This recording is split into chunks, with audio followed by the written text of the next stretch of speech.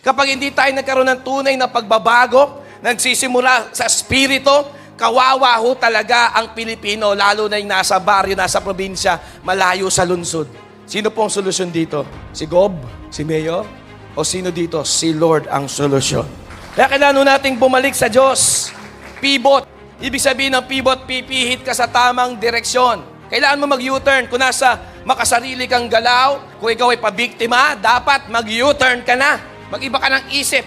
Mag-pivot ka. Kung nakaharap ka kay Satanas, sa demonyo, sa kadiliman, ibig sabihin ng madilim, hindi ka nag-iisip, malabo, lutang ka lang. Kailangan umikot ka 180 degrees. Turn around. Alam mo ng dilim, alam mo ng walang direksyon. Nagpunta ka ngayon dito, magkakaroon ka ng option. Kaya di ka lang makapihit kasi akala mo, yun lang ang daan, wala nang iba. May iba pang daan. Si Jesus lang ang daan.